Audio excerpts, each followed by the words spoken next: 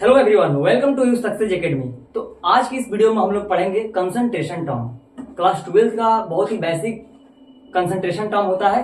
तो इसमें हम लोग पढ़ेंगे, पहले मास बाई मास परसेंटेज पढ़ेंगे, उसके बाद वॉल्यूम बाई वॉल्यूम परसेंटेज पढ़ेंगे। फिर इसमें हम लोग पढ़ते हैं mass by volume percentage, ppm जिसको बोलते हैं पार्ट्स पर मिलियन। उसके बाद मोलारिटी आता है, मोलालिटी होता है, और फिर मोल फ्रैक्शन।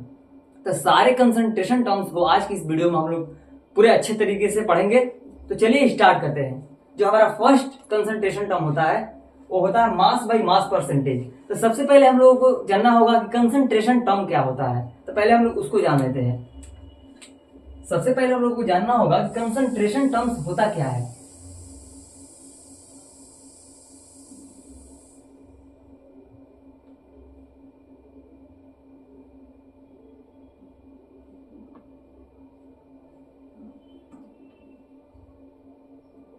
हम लोग को पहले जानना है कि कंसंट्रेशन टर्म्स क्या होता है।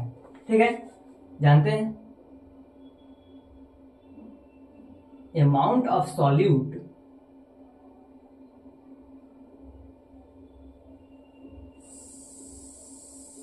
Present in given amount of solvent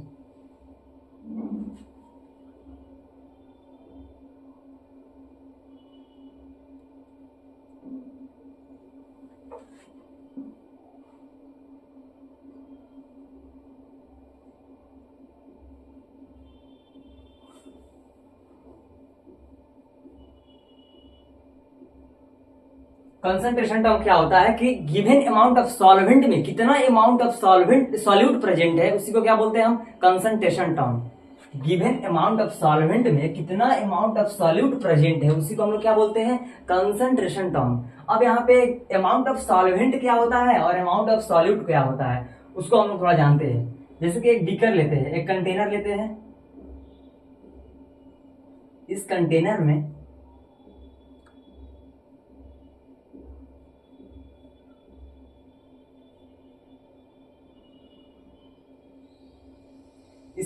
हम 1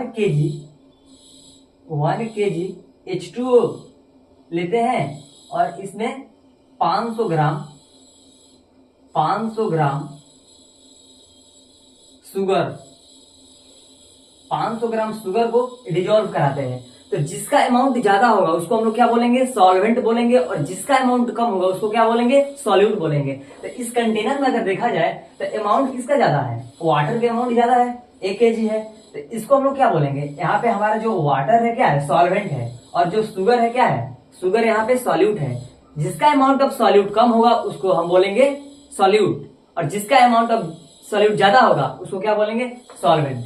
जिसका अमाउंट ज्यादा होगा उसको सॉल्वेंट, और जिसका अमाउंट कम होगा उसको सॉल्यूट बोलेंगे। तो अमाउंट ऑफ सॉल्वेंट में कितना अमाउंट ऑफ सॉल्यूट प्रेजेंट है उसको क्या बोलते हैं, कंसंट्रेशन टर्म। अब हम लोग पढ़ेंगे first number concentration term, mass by mass percentage.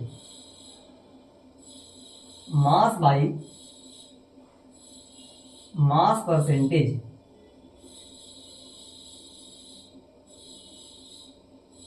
Mass by mass percentage. Mass by mass percentage को हम लोग रिप्रेजेंट करते हैं m बाई m से, m बाई m परसेंटेज या w by w percentage, w by w percentage.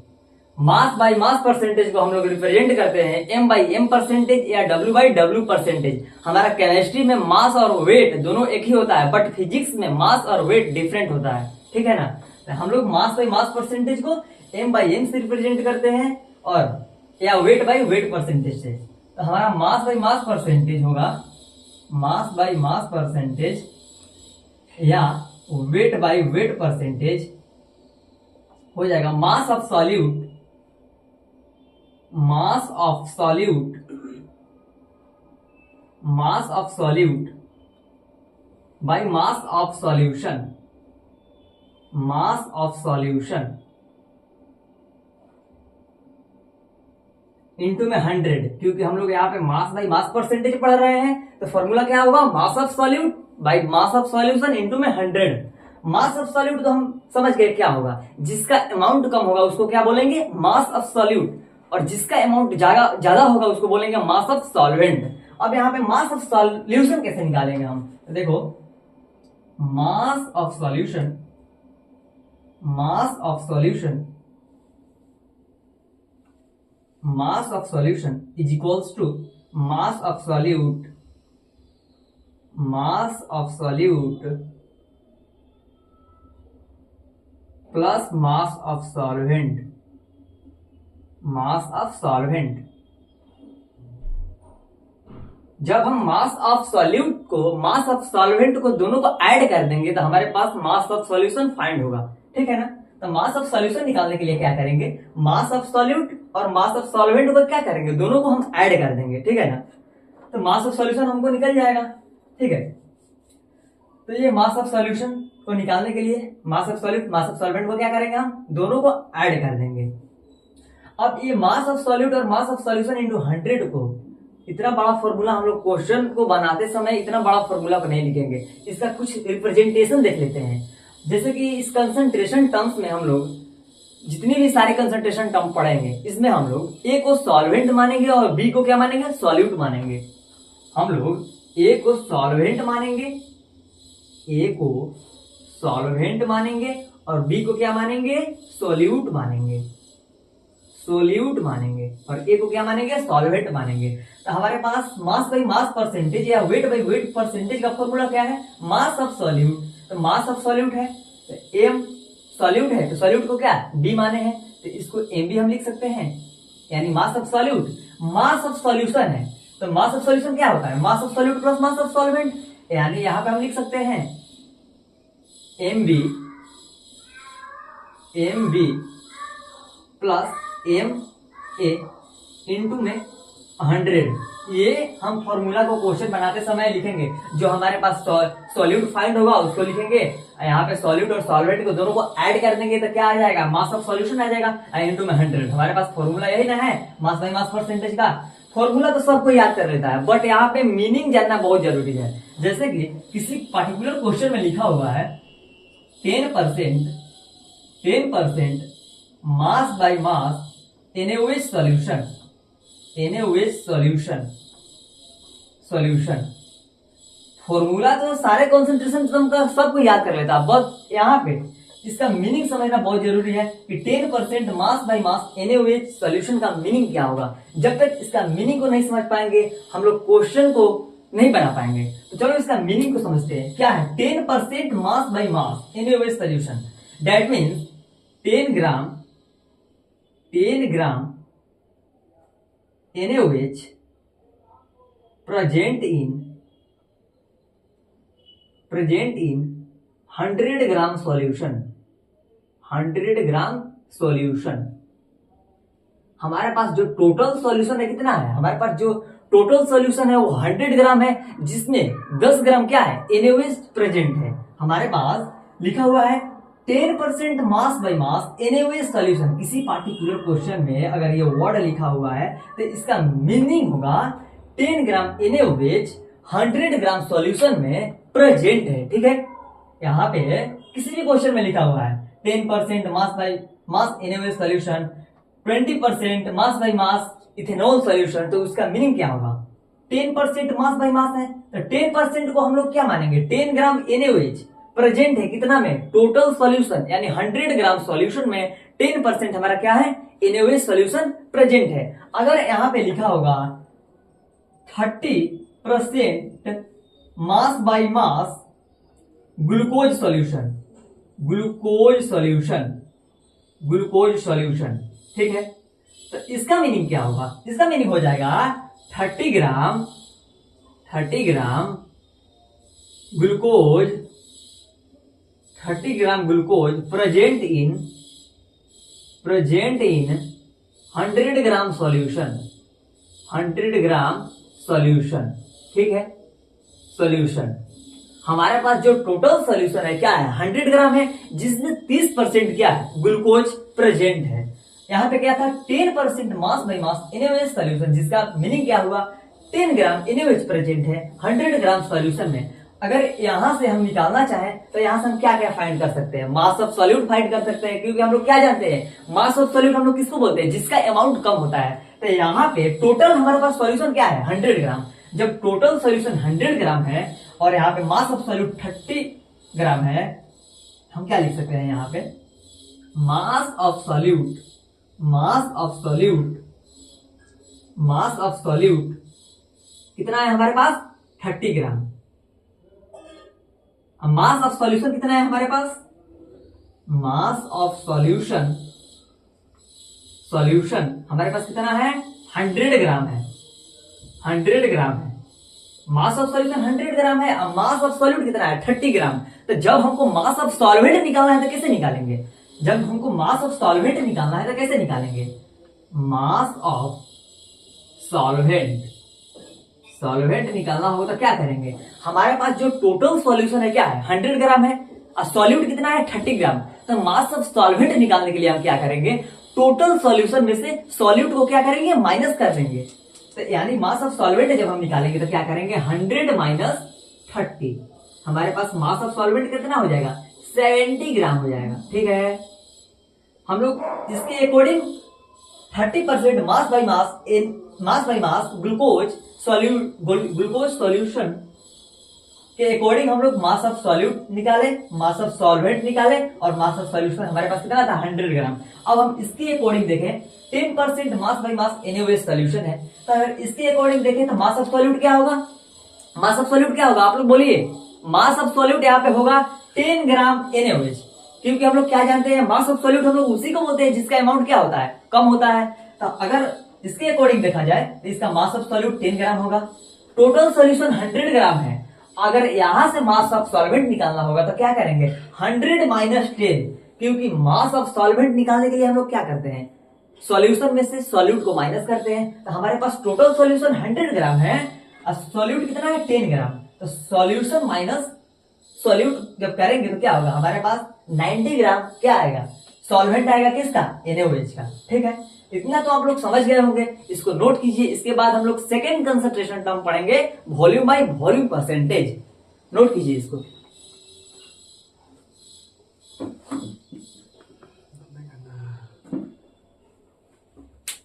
इसके बाद हम लोग पढ़ेंगे volume by volume percentage, note कीजिए।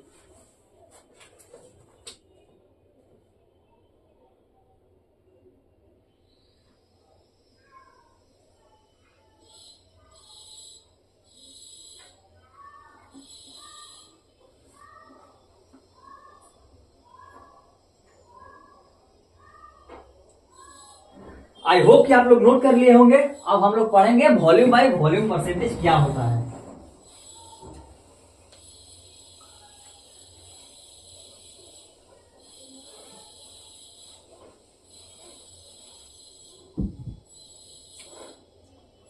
Second concentration term volume by volume percentage.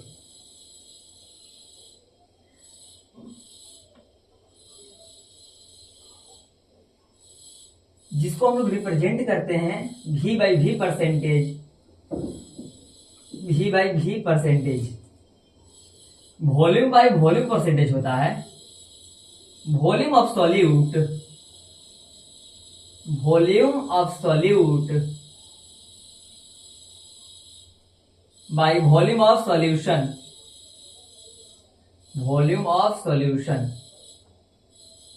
Solution into में 100 होगा, क्योंकि यहाँ पे हम लोग क्या पढ़ रहे हैं वॉल्यूम बाई वॉल्यूम परसेंटेज। तो फॉर्मूला क्या हो जाएगा volume of solute by volume of solution into में 100। ठीक है ना। अब इसको अगर हम लोग शॉर्ट फॉर्म में रिप्रेजेंटेशन देखा जाए तो क्या होगा, हम लोग क्या जानते हैं कि वॉल्यूम ऑफ सॉल्यूट हम क्या बोले थे कि सॉल्यूट को बी मानेंगे, सॉल्यूट को हम लोग बी मानेंगे। ठीक है, और सॉल्वेंट को क्या मानेंगे ए मानेंगे, सॉल्वेंट को ए मानेंगे। तो क्या है फॉर्मूला क्या है वॉल्यूम ऑफ सॉल्यूट यानी वी बी। ठीक है, वॉल्यूम ऑफ सॉल्यूशन यानी volume of solute V B plus volume of solvent V A into में 100। ठीक है ना। ठीक है, अब हमको तो वॉल्यूम ऑफ सॉल्यूशन पर सॉल्यूट पता चल गया, जिसका अमाउंट कम होगा उसको क्या बोलेंगे वॉल्यूम ऑफ सॉल्यूट, ठीक है। वॉल्यूम ऑफ सॉल्यूशन कैसे निकालेंगे? Volume of solution is equals to क्या हो जाएगा? वॉल्यूम ऑफ सॉल्यूट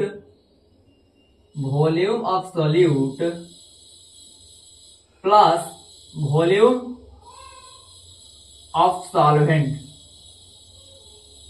जब वॉल्यूम ऑफ सॉल्यूशन निकालना होगा तो क्या करेंगे? Volume of solute plus volume of solvent. Solvent और सॉल्यूट को जब ऐड कर देंगे तो हमारे पास क्या फाइंड हो जाएगा? Volume of solution. ठीक है, यहां तक तो ठीक है।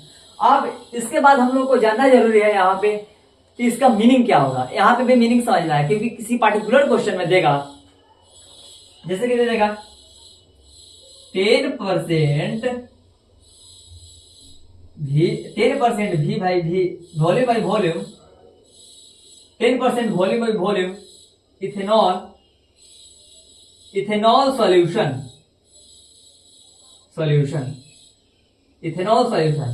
किसी क्वेश्चन में दे दिया 10% volume by volume ethanol solution, तो इसका मीनिंग समझना बहुत जरूरी है, क्योंकि यहीं से हम लोग वॉल्यूम ऑफ सॉल्यूट निकालेंगे, वॉल्यूम ऑफ सॉल्वेंट निकालेंगे और वॉल्यूम ऑफ सॉल्यूशन निकालेंगे। ठीक है, तो चलो इसका मीनिंग देखते हैं हम लोग। 10% volume by volume ethanol solution, that means 10 ml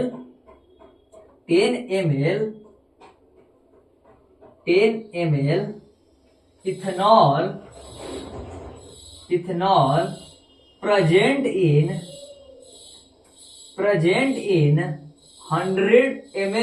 100 ml of solution, ethanol solution. ठीक है, हमारे पास किसी पार्टिकुलर क्वेश्चन में ये लिखा हुआ है 10% volume by volume ethanol solution, तो इसका मीनिंग क्या हो जाएगा? इसका मीनिंग होगा कि हमारे पास 10 ml इथेनॉल प्रेजेंट है कितना में? 100 ml सॉल्यूशन में। जो टोटल सॉल्यूशन है कितना है हमारे पास? 100 ml है, जिसमें से 10 ml क्या है? हमारे पास इथेनॉल प्रेजेंट है। ठीक है ना? तो देखो, अब हम लोग वहां पे क्या था? 10% मास बाई मास था, तो वहां पे हम लोग क्या एज्यूम किए थे कि 10 ग्राम NaOH प्रेजेंट है 100 ग्राम में, और यहाँ पे वॉल्यूम बाई वॉल्यूम है, तब हम क्या कर रहे हैं कि 10 ml इथेनॉल प्रेजेंट है किसमें? 100 ml सॉल्यूशन में। तो अगर यहां से हम वॉल्यूम ऑफ सॉल्यूट और वॉल्यूम ऑफ सॉल्वेंट निकालना चाहेंगे तो कैसे निकालेंगे? देखो देखते हैं। देखो, वॉल्यूम ऑफ सॉल्यूट अगर निकालना होगा तो हम क्या जानते हैं? सॉल्यूट किसको बोलते हैं? जिसका अमाउंट कम है। बार बार हम ये बात बोल रहे हैं कि सॉल्यूट किसको बोलेंगे? जिसका अमाउंट कम होगा, और जिसका अमाउंट ज्यादा होगा उसको सॉल्वेंट बोलेंगे। तो यहाँ पे वॉल्यूम ऑफ सॉल्यूट अगर निकालना चाहेंगे हम, तो हमारे पास 10% क्या है? बहुत कम है, तो 10% हमारे पास क्या हो जाएगा? वॉल्यूम ऑफ सॉल्यूट हो जाएगा कि नहीं? यानी 10 ml क्या है हमारे पास? वॉल्यूम ऑफ सॉल्यूट कितना है? 10 ml है। अगर वॉल्यूम ऑफ सॉल्वेंट निकालना चाहेंगे तो कैसे निकालेंगे? वॉल्यूम ऑफ सॉल्वेंट निकालना चाहेंगे तो क्या करेंगे? टोटल वॉल्यूम में से वॉल्यूम ऑफ सॉल्यूट को क्या करेंगे? माइनस कर देंगे। यही तो करेंगे। वॉल्यूम ऑफ सॉल्वेंट निकालने के लिए 100 minus 10 is equals to 90 ml।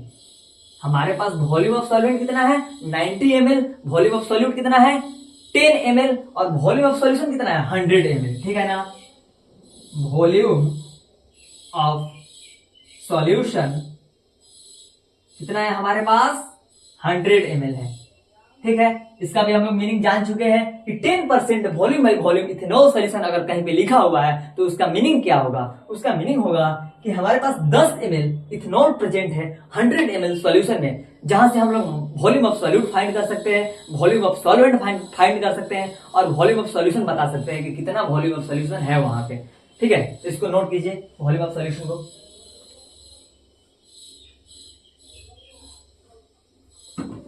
इसके बाद हम लोग पढ़ेंगे मास बाई वॉल्यूम परसेंटेज।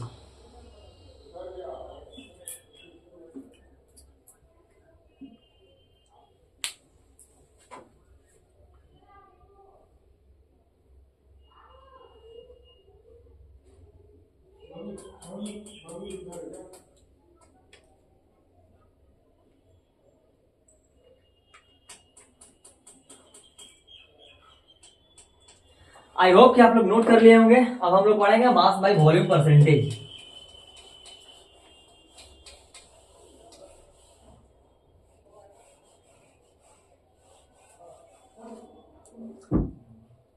हमारा थर्ड कंसंट्रेशन टर्म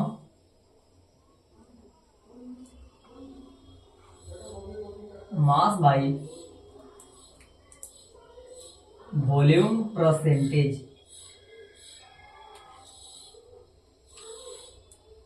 जिसको हम लोग रिप्रेजेंट करते हैं m/v परसेंटेज से या w/v परसेंटेज से। ठीक है, तो इसका मास बाई वॉल्यूम परसेंटेज क्या होगा? मास बाई वॉल्यूम परसेंटेज हो जाएगा मास ऑफ सॉल्यूट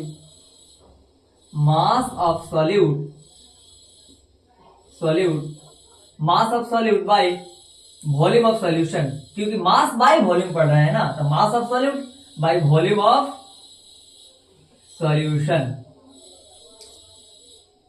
इनटू में 100, क्योंकि मास बाई वॉल्यूम परसेंटेज पढ़ रहे हैं। अब मास ऑफ सॉल्यूट क्या जानते हैं? सॉल्यूट को हम लोग भी माने हैं और सॉल्वेंट को ए, तो मास ऑफ सॉल्यूट है ना, तो मास ऑफ सॉल्यूट है तो इसको क्या एम भी लिख सकते हैं, और वॉल्यूम ऑफ सॉल्यूशन यानी वी प्लस वी इंटू में 100। ठीक है ना? ठीक है, अब अगर किसी पार्टिकुलर क्वेश्चन में लिखा हुआ है 8%,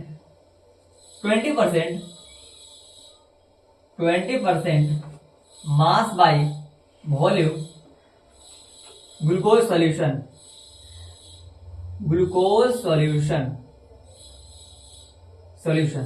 अगर किसी क्वेश्चन में लिखा हुआ है 20% मास बाई वॉल्यूम परसेंटेज, तो उसका मीनिंग जानना जरूरी है। ठीक है, तो 20% mass by volume glucose solution लिखा हुआ है, तो इसका मीनिंग होगा 20 gram glucose present in 100 ml of solution।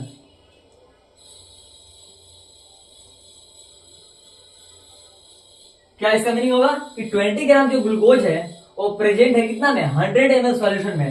अब आप लोगों का यहाँ पे सवाल होगा कि यहाँ पे हम 100 ml क्यों लिए और यहाँ पे 20 ग्राम क्यों लिए? क्योंकि हम लोग मास बाई वॉल्यूम परसेंटेज पढ़ रहे हैं। पर्टिकुलर क्वेश्चन में क्या लिखा हुआ है? 20% mass by volume glucose solution, तो पहले क्या है? मास है ना, तो 20% को हम लोग 20% मास बाई वॉल्यूम को एज्यूम करेंगे। पहले क्या है? मास है, तो 20 ग्राम ग्लूकोज प्रेजेंट है कितना में? 100 ml सॉल्यूशन, क्योंकि मास बाई वॉल्यूम पढ़ रहे हैं, तो पहले मास बाई उसके बाद वॉल्यूम है, तो 20 ग्राम एज्यूम करेंगे पहले, उसके बाद क्या बोलेंगे? 100 ml सॉल्यूशन में हमारे पास क्या है? 20 ग्राम ग्लूकोज प्रेजेंट है। ठीक है, इसका मीनिंग यही होगा। अगर किसी पर्टिकुलर क्वेश्चन में लिखा हुआ है 50% mass by volume ethanol solution,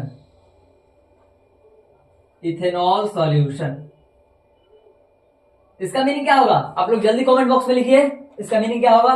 50% mass by volume ethanol solution का मीनिंग क्या होगा? बताइए। 50% मास बाई वॉल्यूम है, तो पहले हम लोग एज्यूम करेंगे कि 50 ग्राम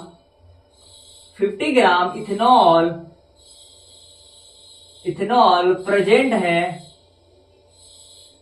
100 ml ऑफ सॉल्यूशन। जो हमारे पास टोटल सॉल्यूशन कितना है? 100 ml है, जिसमें से 50 ग्राम क्या है? प्रेजेंट है इथेनॉल। ठीक है, तो इसका यही मीनिंग होगा, इसको नोट कीजिए। इसके बाद हम लोग पढ़ेंगे पार्ट्स पर मिलियन ppm।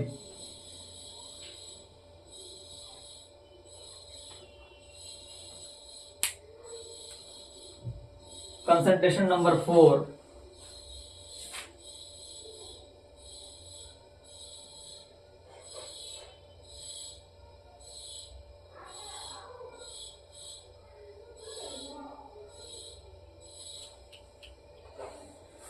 आई होप कि आप लोग नोट कर लिए होंगे।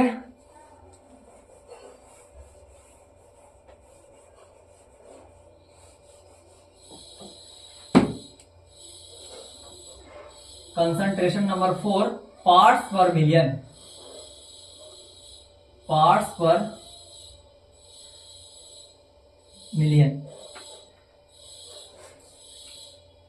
मिलियन को हम लोग बोलते हैं ppm। पार्ट्स पर मिलियन। ठीक है, पार्ट्स पर मिलियन ppm क्या होता है? जैसे हम लोग formula mass by mass percentage में पढ़े थे, क्या पढ़े?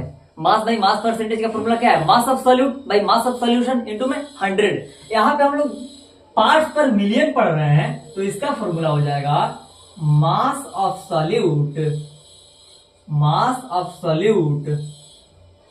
अपॉन में मास ऑफ सॉल्यूशन।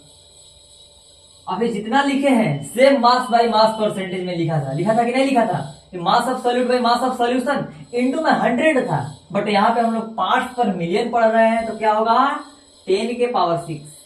ठीक है, यहाँ पे हम लोग पार्ट्स पर मिलियन पढ़ रहे हैं, तो फॉर्मूला क्या हो जाएगा, मास of solute by mass of solution into 10 के पावर 6। ठीक है, अब यहाँ पे हम लोग को जानना है कि पीपीएम हम लोग क्यों पढ़ते हैं, पीपीएम का हम लोग यूज कहाँ पे करते हैं, इसको नोट कीजिए। उसके बाद हम बताते हैं कि पार्ट्स पर मिलियन का हम लोग यूज कहाँ करते हैं, उसको क्यों पढ़ते हैं आखिर, नोट कीजिए इसको।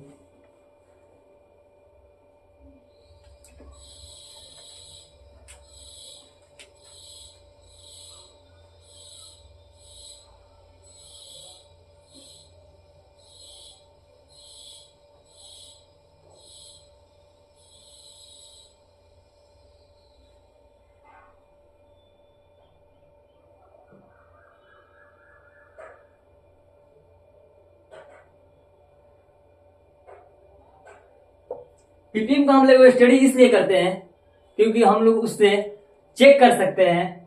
पीपीएम का हम लोग स्टडी करते हैं use to check pollutants air and water.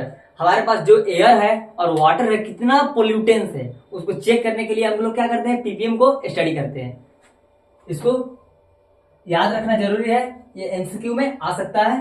Ppm का यूज कहां पे है कि हम लोग इससे चेक कर सकते हैं कि एयर एंड वाटर कितना पोल्यूटेंस है।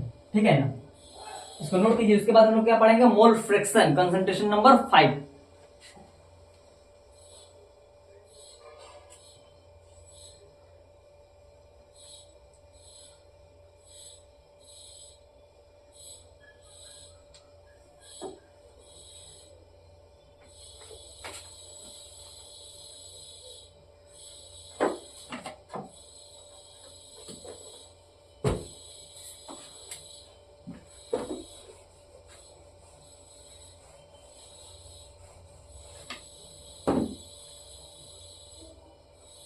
Concentration number 5, mole fraction.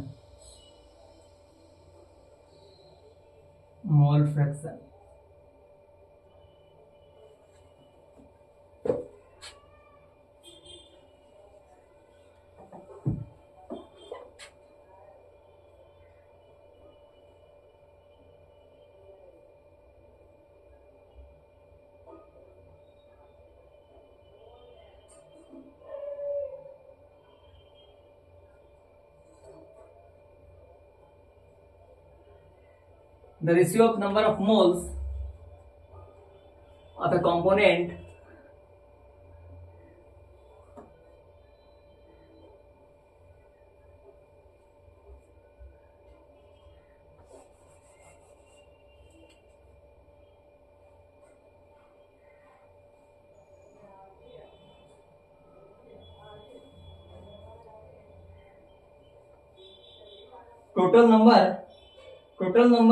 total numbers of mole present in total number of moles present in the solution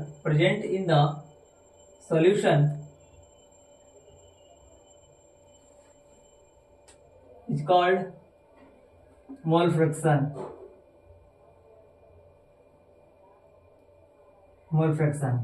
इसको हम लोग एक कंटेनर से समझते हैं।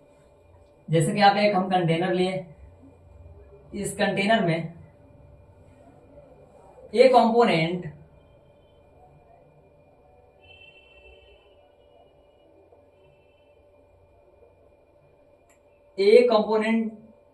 और बी कंपोनेंट, दोनों कंपोनेंट को यहाँ पे क्या किया है, मिक्सिंग कराए हैं। ए प्लस बी क्या कराए हैं, मिक्स किए हैं। जब हम इस कंटेनर में ए और बी दोनों को मिक्स किए हैं, तो अगर हमको मोल फ्रैक्शन का पहले डेफिनेशन देख लेते हैं, क्या है mole fraction, the ratio of numbers of moles of A component. A और बी दोनों को हम मिक्स कराए हैं कि the ratio of number of moles of A component to the total number of moles present in the solution. इस solution में total number of moles कितना प्रेजेंट है और एक component moles of A component का रेशियो क्या बोलते हैं हम, मोल फ्रैक्शन बोलते हैं। ठीक है, तो जब हम ए प्लस बी को इसमें मिक्स कराए हैं, जब हमको mole fraction of A component को निकालना है तो कैसे निकालेंगे?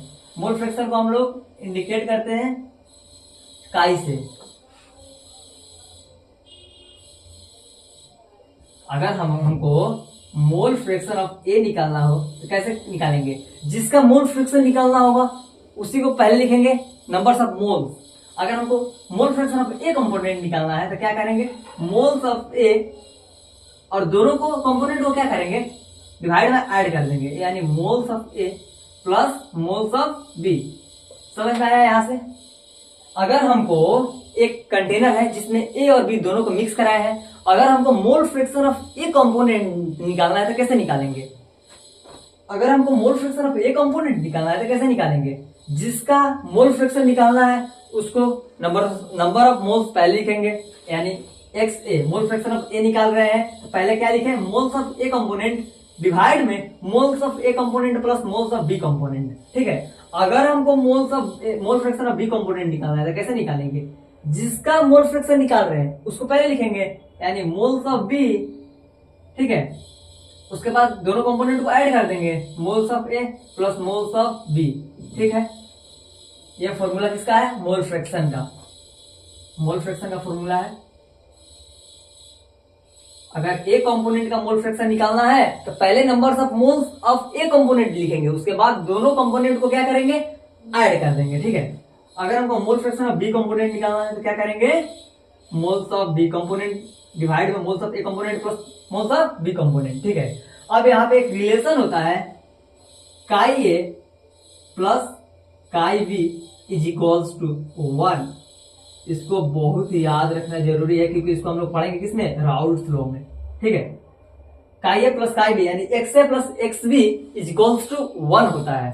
ठीक है, अगर हमको मोल फ्रैक्शन ऑफ ए हमारे पास कुछ दिया हुआ है, अगर हमारे पास मान लो mole fraction of A Y है। ठीक है, अगर हमको मोल फ्रैक्शन ऑफ बी निकालना है तो हम क्या करेंगे? अगर हमको मोल फ्रैक्शन ऑफ बी निकालना है तो क्या करेंगे? 1 माइनस वाई कर देंगे। करेंगे कि नहीं करेंगे? अगर हमारे पास मोल फ्रैक्शन ऑफ ए कुछ दिया हुआ है तो अगर हमको mole fraction of B component निकालना है तो यहां से डायरेक्ट रिलेशन कर लेंगे, 1 माइनस वाई कर देंगे। कर देंगे कि नहीं कर देंगे? 1 माइनस वाई कर देंगे। यहाँ पे जो वाई है हमारा कोई कांस्टेंट है, Y is equal to constant. Constant होगा, कोई नंबर होगा। मान लो हमारे पास मोल फ्रैक्शन यहाँ पे कुछ नंबर आया है, तो अगर हमको मोल फ्रैक्शन ऑफ बी निकालना है तो क्या करेंगे? 1 माइनस जो यहाँ पे नंबर होगा उसको माइनस कर देंगे, मोल फ्रैक्शन ऑफ बी आ जाएगा हमारे पास। ठीक है, तो ये हमारा रिलेशन था मोल फ्रैक्शन का। इसके बाद हम लोग पढ़ेंगे मोलालिटी, मोलारिटी। इसको नोट कीजिए।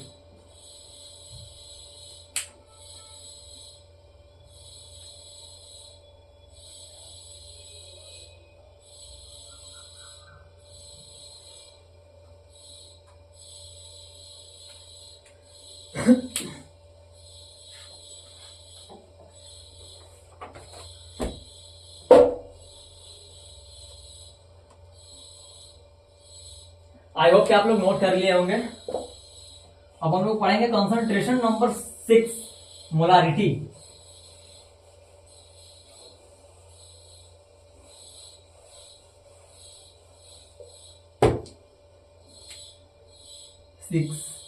Molarity.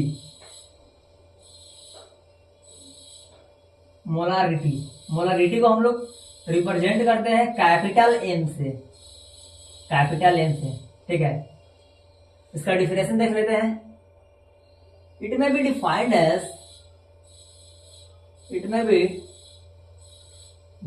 As number of moles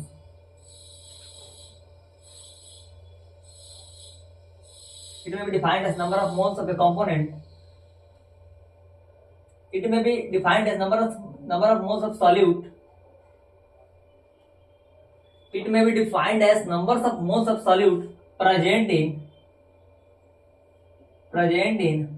1 liter solution. 1 liter solution. Molarity को हम लोग रिप्रेजेंट करते हैं कैपिटल एम से, और इसका डिफिनेशन है it may be defined as numbers of moles of solute present in 1 litre solution. 1 litre solution में numbers of moles of solute कितना प्रेजेंट है उसी को हम लोग क्या बोलते हैं, मोलारिटी। फिर से एक बार, मोलारिटी को हम लोग रिप्रेजेंट करते हैं कैपिटल एम से, और मोलारिटी क्या होता है, it may be defined as number of moles of solute present in 1 litre solution is called molarity. यानी 1 लीटर सॉल्यूशन में कितना नंबर ऑफ मोल्स प्रेजेंट है उसी को हम लोग क्या बोलते हैं, मोलारिटी। ठीक है, मोलारिटी का एसआई यूनिट होता है, इट्स एसआई यूनिट मोल पर लीटर या मोलर होता है, मोलर या कैपिटल एम। ठीक है, अगर किसी भी क्वेश्चन में लिखा हुआ है 8 मोल पर लीटर, यानी हमको वहां पे क्या दिया हुआ है, मोलारिटी 8 मोलर 8 कैपिटल एम, तो वहां पे हम क्या जानेंगे कि हमको यहाँ पे मोलारिटी दे दिया गया है। ठीक है, मोलारिटी यही होता है। अगर मोलारिटी का फॉर्मूला देखें तो क्या होगा, capital M is equal to क्या है, it may be defined as number of moles of solute. Number of moles को हम लोग स्मॉल एन से इंडिकेट करेंगे। ठीक है, एन इज इक्वल टू क्या है, नंबर ऑफ मोल्स। अब यहाँ पे मोल्स का फॉर्मूला क्या होता था, मोल्स का फॉर्मूला क्या होता था, नंबर ऑफ मोल्स का फॉर्मूला होता था गिवन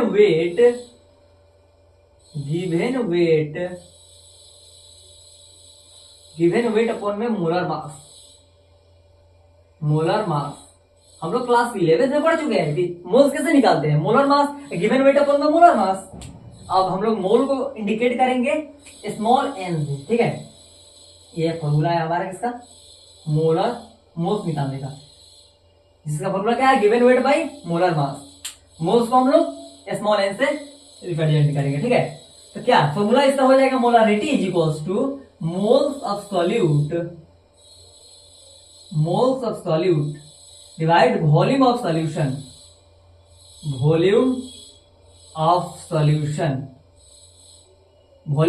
किसमें होना चाहिए, लीटर में होना चाहिए। ठीक है, ये फॉर्मूला किसका हो गया, मोलारिटी। किसका फॉर्मूला हो गया, मोलारिटी का। ठीक है, अगर किसी क्वेश्चन में हमको वॉल्यूम ऑफ सॉल्यूशन लीटर में ना देकर एमएल में दे दिया तो क्या करेंगे, उसका भी फॉर्मूला थोड़ा देख लेते हैं। क्या, अगर किसी क्वेश्चन में हमको वॉल्यूम ऑफ सॉल्यूशन लीटर में ना देकर एमएल में दे दिया तो उसका फॉर्मूला हो जाएगा moles of solute divide volume of solution.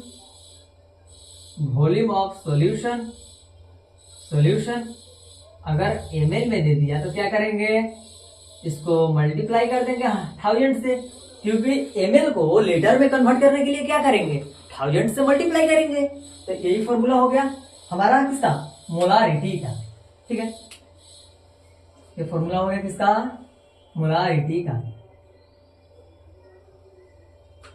Molarity का फॉर्मूला हो गया। अगर इस फॉर्मूला को शॉर्ट्स में लिखा जाए तो क्या होगा, मोलारिटी इज इक्वल टू क्या है, moles of solute N B. हम लोग बी को सॉल्यूट माने हैं और ए को क्या माने हैं, सॉल्वेंट माने हैं। तो यहाँ पे फॉर्मूला क्या है, मोल्स ऑफ सॉल्यूट यानी N B, volume of solution यानी V A plus V B. किसमें होना चाहिए, लीटर में होना चाहिए। ठीक है, अगर लीटर में वॉल्यूम है तब हमारे पास फॉर्मूला क्या होगा, मोल्स ऑफ सॉल्यूट डिवाइड में volume of solution in litre. ठीक है, इसका रिप्रेजेंटेशन देख लेते हैं। अगर हमारे पास वॉल्यूम एमएल में है तो इसका फॉर्मूला हो जाएगा M is equals to moles of solute in B, volume of solution यानी V A plus V B किसमें होना चाहिए, एमएल में, इंटू में 1000। एमएल को लीटर में कन्वर्ट करने के लिए क्या करेंगे, 1000 से मल्टीप्लाई कर देंगे। ठीक है ना, तो ये हमारा मोलारिटी कंप्लीट हो गया। ठीक है, मोलारिटी का एसआई यूनिट होता है मोल पर लीटर, मोलर या कैपिटल एम। इसको नोट कीजिए, उसके बाद हम लोग पढ़ेंगे कंसंट्रेशन नंबर 7 मोलालिटी। क्या होता है मोलालिटी, नोट कीजिए इसको।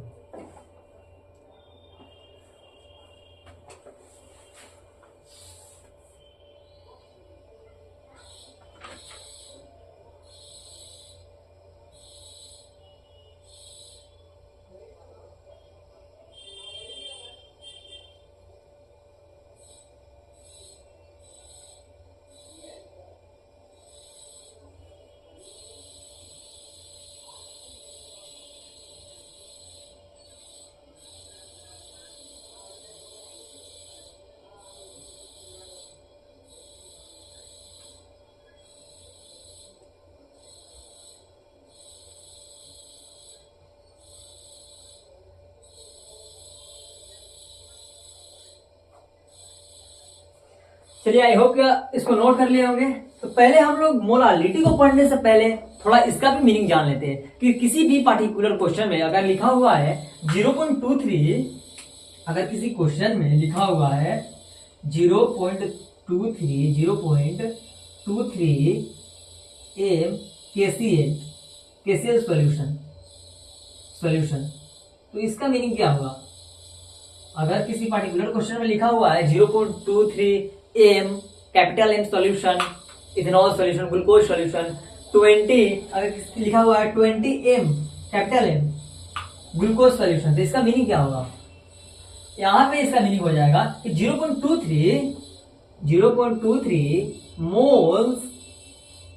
Moles KCl present in 1 litre solution, ठीक है। अगर किसी भी क्वेश्चन में 0.23 कैपिटल एम यानी 0.23 मोलर केसीएल सॉल्यूशन लिखा हुआ है, तो वहां पे क्या हमको मिल गया? वहां पे नंबर्स ऑफ मोल्स मिल गया, क्योंकि 0.23 केसीएल लिखा हुआ है तो उसका मीनिंग क्या होगा? 0.23 मोलर केसीएल लिखा हुआ है तो उसका मीनिंग क्या होगा कि हमको वहां पे 0.23 मोल्स प्रेजेंट है कितना में? 1 लीटर सॉल्यूशन में, ठीक है। इसका मीनिंग हो गया कि 0.23 हमारे पास मोल्स है कितना में? 1 लीटर सॉल्यूशन में। 1 लीटर सॉल्यूशन में हमारे पास क्या है कि 0.23 मोल्स प्रेजेंट है। इसका मीनिंग यही होगा। तो इसके बाद हम लोग मोलालिटी न पढ़ के मोलालिटी को पढ़ेंगे, बट उसके पहले हम लोग पढ़ लेते हैं कि मोलारिटी ऑफ डाइल्यूशन क्या होता है, मोलारिटी ऑफ डाइल्यूशन क्या होता है और मोलारिटी ऑफ मिक्सचर क्या होता है। इसमें भी क्वेश्चन आता है, इसको नोट कीजिए। उसके बाद हम लोग पढ़ लेते हैं कि मोलारिटी ऑफ डाइल्यूशन क्या होता है, ठीक है।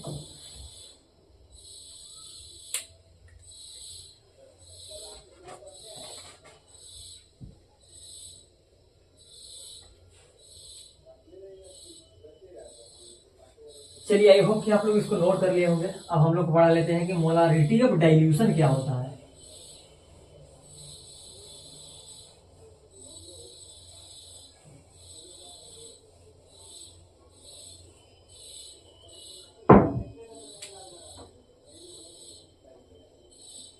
मोलारिटी के अंदर ही पढ़ेंगे, मोलारिटी ऑफ डाइल्यूशन।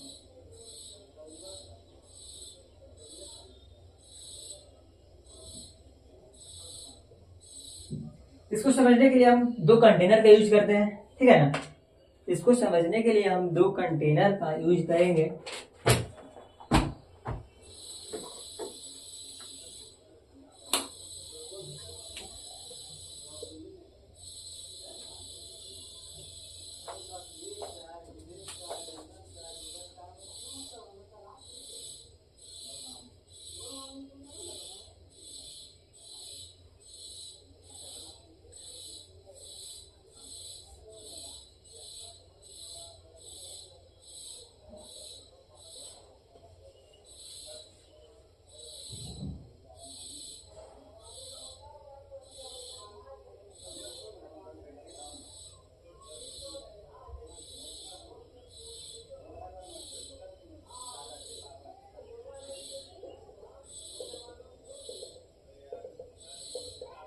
ठीक है,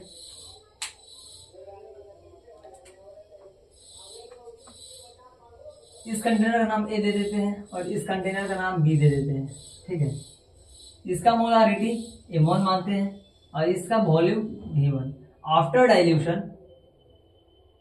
डाइल्यूशन इसका मोलारिटी को हम M2 मान लेते हैं और इसका वॉल्यूम को क्या मान लेते हैं? V2 मान लेते हैं। तो after dilution numbers of moles क्या होता है? चेंज नहीं होता है। After dilution number of moles change नहीं होता है। अगर इसका नंबर ऑफ मोल्स N1 है तो इसका नंबर ऑफ मोल्स क्या होगा? N2 होगा, ठीक है। N1 is equals to N2। तो अगर हम मोलारिटी ऑफ डाइल्यूशन का फॉर्मूला देखें, मोलारिटी ऑफ डाइल्यूशन का फॉर्मूला होता है M1V1 is equals to M2V2, ठीक है। हम 2 कंटेनर लिए, इसमें आफ्टर डाइल्यूशन मोर वाटर, इसको डाइल्यूट कर दिए। मोर वाटर इसको क्या किया? हम डाइल्यूट कर दिए। तो मोलारिटी ऑफ डाइल्यूशन क्या हो जाएगा? M1V1 इक्वल टू M2V2, ठीक है। ये जो फॉर्मूला है किसका है? मोलारिटी ऑफ डाइल्यूशन का, इसको नोट कीजिए।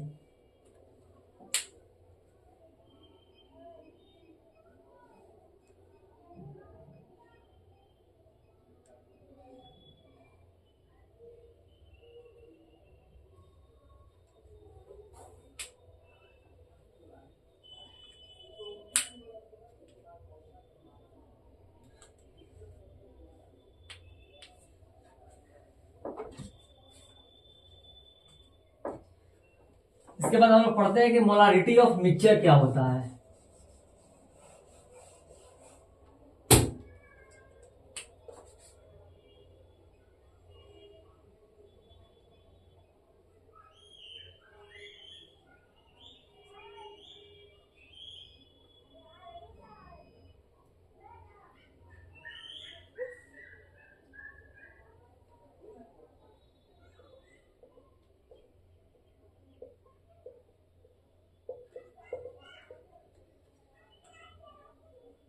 इस कंटेनर का नाम ले लेते हैं ए, इसका बी, इसका वॉल्यूम लेते हैं V1, molarity M1, volume V2, molarity M2।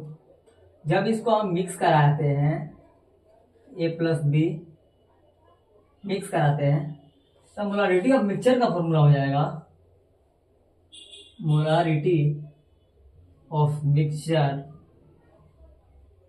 Is equals to M1 V1 plus M2 V2 is equals to V1 plus V2। Molarity of mixture का फॉर्मूला यही होता है, मोलारिटी ऑफ मिक्सचर का फॉर्मूला यही होता है M1 V1 M2 V2 by V1 plus V2। इसको note करो। इसके बाद हम लोग पढ़ेंगे लास्ट कंसंट्रेशन टर्म, मोलालिटी क्या होता है।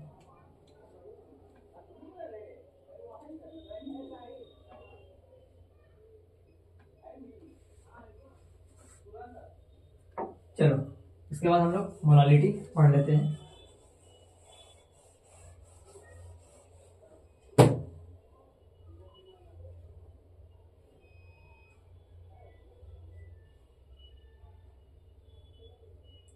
मोलालिटी को हम लोग रिप्रेजेंट करते हैं स्मॉल m से। It may be defined